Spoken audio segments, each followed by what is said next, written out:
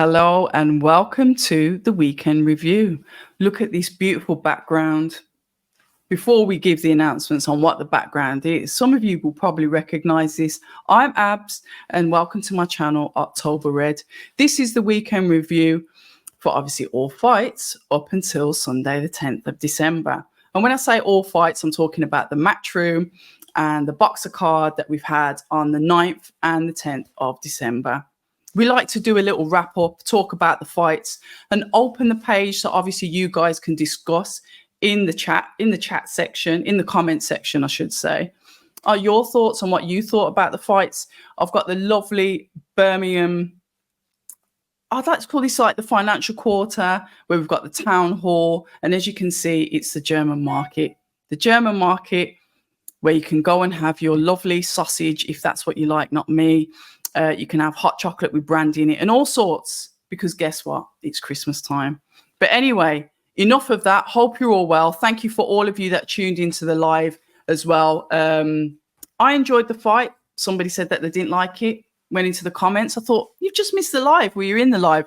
Who knows? But anyway, I'm going to go back to Saturday, early hours of Sunday morning for the super lightweight World Championship bout between Devin Haney and Regis Prograis. Or I should say Regis Prograis, Devin Haney. Obviously, Regis at the time was the was the belt holder. I'm going to go through the fights, and the first fight that I'm going to touch on is Ebanie Bridges, and is it Yoshida? Mayo Yoshida, a former world champion, who coincidentally, well, I can't say it's a coincidence, she came off a loss 4 weeks earlier. So, 4 weeks, a month earlier. So she's gone straight back into another fight and obviously secured a points win. When I look at the fight, I know what Ebanie Bridges is like. She's tough, she's relentless, she comes forward. But as you know, that she's been out of the way for a little bit because she did have a hand injury. I don't know if she broke her hand, but she had a hand injury that obviously needed to heal. And in between that time, she changed trainer from Mark Tibbs and moved up to Dave Coldwell. Ebanie was with, Tibbs for quite a while now. I like Mark Tibbs as a trainer. He's a trainer that I admire, just like his style. He trains his fighters to get knockouts. That's just the way he is. So I was a bit like, when I knew that she'd obviously moved. Ebanie didn't look as fit, because she usually gets into really good shape, but she just didn't look as fit as she usually does. And Yoshida was, like smothering all of her work, not really giving Ebanie any breathing space whatsoever to be able to pull off the shots that she wanted to pull off, to be able to secure, control in the fight. She had no control in the fight whatsoever. It was a tough fight for Ebanie. A massive congratulations to Yoshida, of course, but commiserations to Ebanie. I like Ebanie as a person. I like her as a fighter.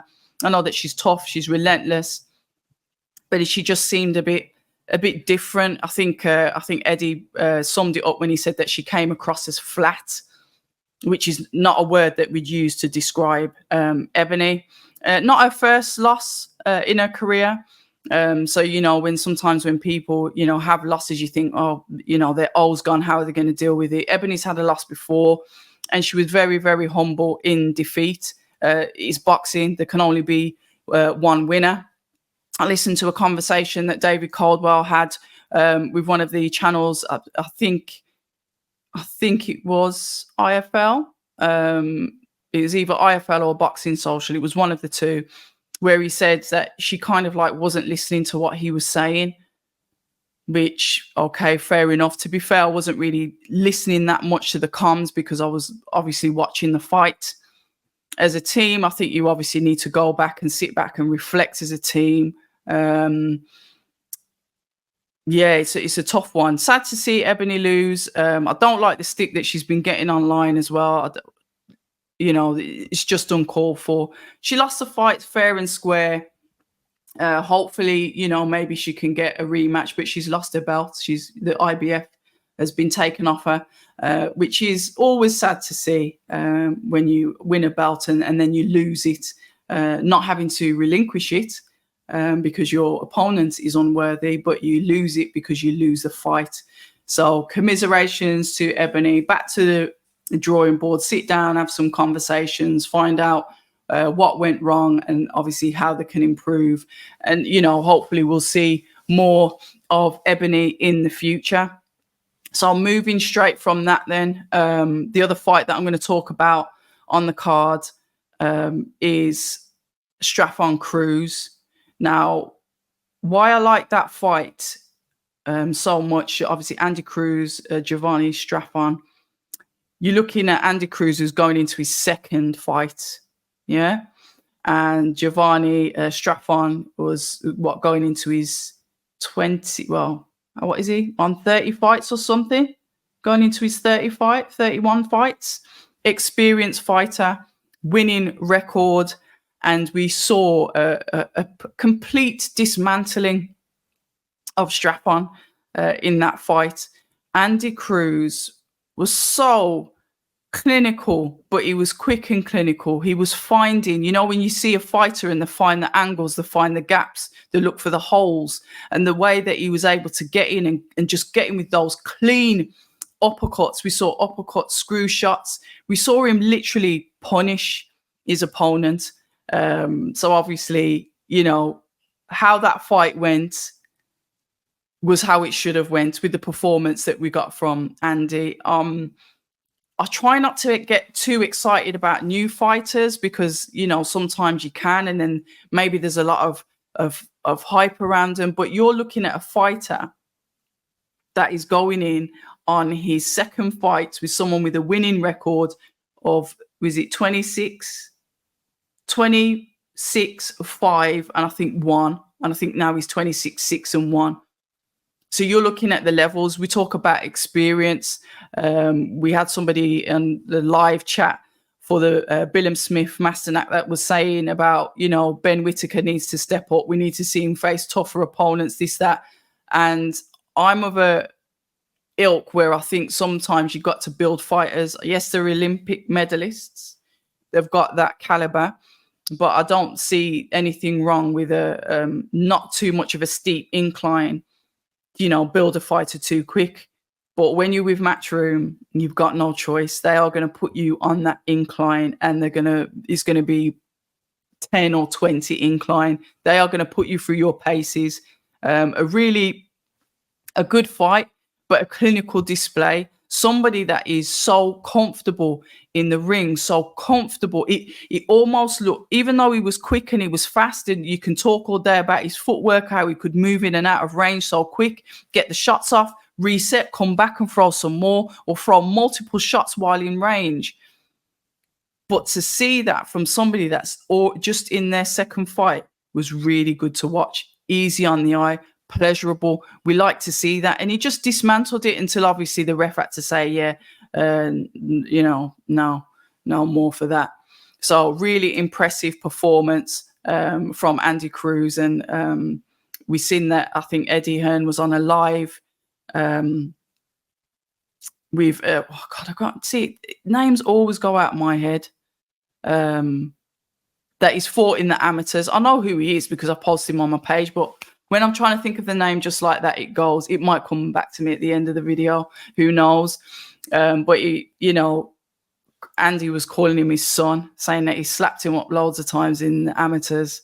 So he goes, yeah, we can have it for the right money, but I'll beat you loads of times in the amateurs. Sort of like dismissive of Keyshawn Davis. There you go. I knew it would come back to me. So yeah, kind of like dismissive of him. But we'll see.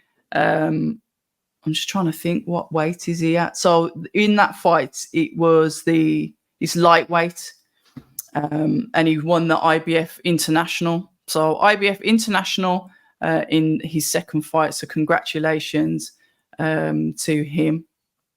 So yeah, I'm going to cover the Prograis Haney, and I was taking notes for a while leading up, because I watched, like, you know, the fight lead up, I watched the camps, I watched, you know, the dieting, the training, the messages from the, you know, the family members, you know, all of the kind of behind the scenes, kind of like MMA style fight lead up documentary style stuff that we're getting now for fighters. And I really do enjoy it. And I think we should do more of them anyway, get to know the fighters more on a personal level. It appeals to the fans and it will make you like the fighter even more, probably get you new fans and people just get an insight into your life. Right. So, Prograis, 2-time world champion. What I got from him is he was, passionate, very proud of his humble beginnings. And those humble beginnings, he seemed to throw a lot at Devin. When I talk about humble beginnings, they were making the private school comments. And I don't think he was private school. I think Devin was homeschooled. I guess you could say that's private schooling, but not private school as in like how we would think private school was. So he was sort of, when not like, it came across a bit like envious, like you've had all this life, you've had everything given to you, blah, blah, blah, blah, blah. I'm the one that's, seen the tougher life, had it the hard way. So that was the kind of like energy that we were getting from Prograis and his team. Whatever, it built the fight, it's just what I saw. And it's just the way that they constantly threw it through like the press conference, like the weigh-in, any interviews. That was kind of like the energy that was thrown out, and not necessarily by Prograis, but obviously his coach. We haven't seen much of him since Prograis suffered the loss. So I was like marking down that it was like, is it a little bit of envy, or is it just to wind him up? Is this kind of like the fight talk? But we had a lot of that. But what I got from the Haney camp was more respectable, kind of like demeanor with Senior. He was, Bill Haney, the dad. He was very respectful. He never at one point undermined Regis Prograis as a fighter, respected him as a fighter, but explained to him that, my son's going to win. So there was a kind of like a different dynamic. They were more respectful in their approach. They weren't necessarily into, obviously, the shouting and the brawling that you was getting from one side of the table. Don't get me wrong, because I think the initial presser, they were both going at it. The earlier presser when the fight was announced, that one, they were both going at it. But this one, it was like, okay, I'm going to be, respectful. And you could see that the relationship that Devin has with his father is based on, that respect and that love that he's obviously received from his father. His father's helped him through his careers. His father is his head trainer, albeit he might get little bits of ideas from this, that, and the other. His father is his main voice. His father is the one that he listens to. And that was nice to see. And the Haneys came across as the, more quieter. It was like, yeah, okay, this noise stuff's not really cutting it, not really interested. I'll let you do the talking. I respect you, but we're going to hurt you in the ring. I'm going to knock you out. And then obviously all that back and forth. You can't knock anybody out, blah, blah, blah. You lost to Loma. So all of that to-ing and fro-ing. It built the fight. It got everybody interested. It worked, I guess. But it showed a concentration, a focus, an external focus rather than an internal focus. And I'll tell you why I say that. Because Prograis was surprised at the skill of Haney, and that's him admitting it. He said, "You're good." And I think that focus was based on external, like stereotypes, preconceived ideas of what he thought of Haney, or what he'd listened to and what other people had said about Haney. And because he was externally focused so much on that, he might have like not thought, well, okay, what do I need to do? And that looks evident. And I saw when, like when it got to obviously the fight day and they walk into the ring, I saw like a nervousness. And I know some fighters get nervous and they go on to win, they go on to do, showing really good performances. But I saw a nervousness in Prograis, and I thought, I don't like the look of this because I thought it would be competitive. I didn't see um, that young Devin was going to drop him. I did think that it would go to points. I thought it might have been a majority for Devin. I did think that Devin was going to win, but I didn't see that it was going to be such a one-sided fight until it was. So yeah, so that is what I kind of like noticed from that. Also, and I say this, and I talk about the mindsets, and I talk about how people are leading up to these things because you see what their goals are, you see what they want to achieve, you see what they're in it for. And I think, fast forward to the post-fight presser, Bill was saying that, they're in it for the legacy, they're in it for the belts. But then Ryan Garcia's name gets mentioned into that.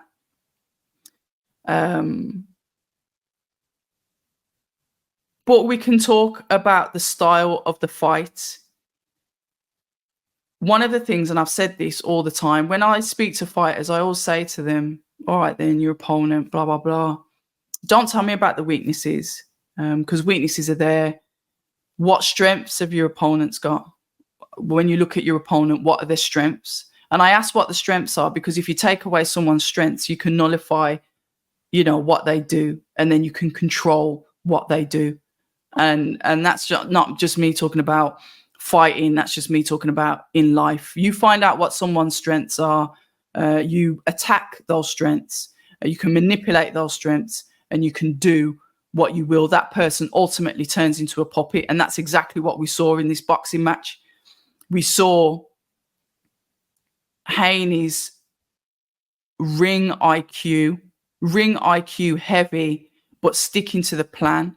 You could hear what his father was saying to him, and then you could see him going out. When I say his father was saying to him, his father was giving him sort of like words of encouragement, but telling him, make sure he sticks to the plan. Don't get too hungry. Even when we saw Prograis go down in the third round, could Haney have stepped on the gas and tried to get him out of there? Yes, but he didn't. He remained cool, calm, composed, and literally just boxed his head off. Took away both hands from Regis. I can't even say that he took away his jab hand. I can't say he took away his backhand, because he just nullified everything. So when he was moving out the way so he wouldn't get caught with his backhand. He'd move the other way so he wouldn't get caught with the jab hand. And then he was just going forward and literally popping Prograis' face to bits, because that's what he did. He gave him a really good beating. He did say that he was going to do that in the press conference. Prograis' face was really badly marked up. And you saw Devin's face, barely any marks on it. But what we like to see is somebody that controls a fight. Everyone talks about, oh yeah, I want to see the knockouts. I want to see these. Sometimes, and it's not all the time, but I can appreciate fights when I see you break down. You break your opponent down. You break their will. You break their spirit. Yes, you end up getting the knockouts as well. But when you see the opponent starting to get frustrated because they can't answer, they've got no answers for what you're doing. Imagine that. You put yourself in a position of power. We talk about when we see fighters, his confidence growing, this, all of that encompasses it. Imagine you're in there. It's a duel. You go in against someone and everything they're coming at you, you know what they're going to do because you studied them, because you didn't underestimate them, and you know what you needed to do to win. So you're nullifying them. Every time they try and do something, you're nullifying them. The Haney's called it, they handicapped him. They made him disabled, as in disabled to be able to give them anything back. And it worked. And it worked that much. I said I gave Prograis round 1. And that was probably because they were both feeling each other out. But after that, I didn't give Prograis any rounds. And Prograis is a really good fighter. So I don't know where all these bum talks coming from. That's crazy. He's tough. He's experienced. But from what he said in that post-fight, it's kind of like, I overlooked him. I didn't realize he was that good. And that's the first thing. If somebody says, I didn't realize you're that good, you underestimated him. And you underestimated him because it's either number one, you believe in your own hype that much, or number two, you're listening to what everybody else is saying without really looking at the facts yourself. Took away the jab, moved to the left, easy points win, down in the third, touched up Regis's face. I think he popped his nose as well. Pulse fight presser. Yeah, what I will say is that Prograis was very humble in defeat. He mentioned having a couple of more fights and then possibly moving to MMA. That was a strange one. I didn't see that coming. People were talking about the fight to make is Devin Haney versus Ryan Garcia. Ryan Garcia, you know, massive following, all the rest of it, no belts, etc., but can always get good fights because of his status. Now, should it be like that? Or should Haney be fighting other names in the division? You could see as well, and I will say this, obviously he's gone up from 135 to 140, but to me, he still looked big at 140. I don't think he's going to hang around at 140 for long. I think he's going to go up in weight again. So I won't be surprised if I see him at 147. So I don't know. I'm not really bothered about the Haney Garcia thing. I think that was all out on Twitter. I think everyone was calling out Haney on Twitter. So I guess it works out. What do you want more, belts or money? I don't know. We'll have to see with that one. But yeah, I enjoyed the card. Those are the 3 fights. It's 21 minutes in, and I've only discussed 3 fights. So the 2 fights that I'm going to talk about on the Boxer card, which we had on Sunday, due to football match, etc., etc. So they did a Sunday card. Ben Whittaker. Ben Whittaker fought somebody that he'd sparred with. I think he was an Albanian chap. What was his record? I think he was on a winning record as well. Keep writing down all of these notes and then I can't find them. Let's have a look. Yeah, he was on a winning record. It's in my notes somewhere. Ben Whittaker does Ben Whittaker. He's Marmite to some people. You love him or you hate him. He does what he does in the ring. If you want more explanation on why he's like that, that is part of his character. Please watch the conversation that we've had. It's probably one of the last 2 or 3 that's in the list, not alive, just in my normal In the Boxer playlist. Have a listen to that and you might get to understand a little bit about Ben, why he is the way he is. He's an entertainer. It's almost like as soon as he steps through the ring, the mask comes off and he is himself. He got the knockout. We saw it coming as well. So we got the knockout. What did they say? 54 seconds left. Or was it 54 seconds into round 4? He got the KO, put down. And afterwards, straight away, goes and shows respect to make sure his opponent's okay.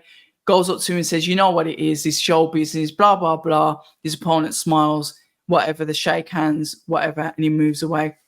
There's a debate, and somebody was talking about it in the chat, saying they want him to step up. You know, like I said, Eddie Hearn's putting in Cruz with somebody with a winning record, experienced fighter. I don't think you necessarily have to do it like that all the time. I think people are calling for step-ups. This is Ben's 5th fight. Yes, he's a silver Olympic medalist. Arguably, put the names on who you'd like to see him fight. Ben Whittaker's somebody that, you know, spoke about fighting domestic belt holders such as Dan Aziz. He mentioned Dan Aziz on his debut, and then people were like, who the hell does he think he is? Blah, blah, blah. And now it's like, oh, well, he needs to step up because, you know, he's fighting, you know, he's not fighting worthy opponents. Which is it? This is the thing with boxing. You just can't win, can you? It's one of them. Boxer and his management team will build him how they see fit. Yes, of course, the fighter has some input, but at the end of the day, it's down to the team that manage him because they're the ones that are building his career. I guess there's points to argue both sides. Yes, would we like to see him in a tougher fight? in tougher fights moving forward? Does he need to go on a really sharp trajectory, or is, you know, small incremental step ups good while they're building him in the early part of his career? He's a young man. I don't know, is he even 25? I can't remember. He's 25, 26. He's young. He's got, you know, miles on the clock, you know, like showroom miles, round the block miles. He's got a big career, a long career ahead of him. So when you look at the likes of Andy Cruz, how old is he? Is he 28? Slightly older as well. So you got to look at the weights, look at the ages, stuff like that. All of those things come into play as well. I think the older the fighters are, they tend to want to, you know, push them quicker because of their time span in boxing. But congratulations to Ben Whittaker. Got the win. Got it in what we like to say in boxing. You know what? I'm going to say exciting fashion. I'm going to use the other E word. That was a good fight for him, a good learning fight. He moves forward. Let's see what 2024 has got in store. The final event then, the main event of the night, you know, Chris Billam Smith versus Matthias Masternak. I did think that it was going to be a good fight. Matthias was really in there to win. He was doing what he said he was going to do. I had him up. I had him winning the fight. And then as the rounds, you know, we're talking about the second half of the fight, before he obviously, you know, he had to retire on his stool. And when he stood there, you saw his ribs, they were swollen, protruding out of his skin. So he had to obviously retire due to injury. The body shots, obviously, that Chris Billam was putting in when they were inside that clinch, they were working. One thing I do know is that Matthias did come to win. It was a good fight. I didn't find it boring. I found that I did see, I can't be both of them, but Chris was also doing the old clinch. The ref seemed to be more favourable of Billam and would often have words with Masternak about the clinches, but he's a tough guy. If his ribs weren't cracked, it could have been a different outcome tonight.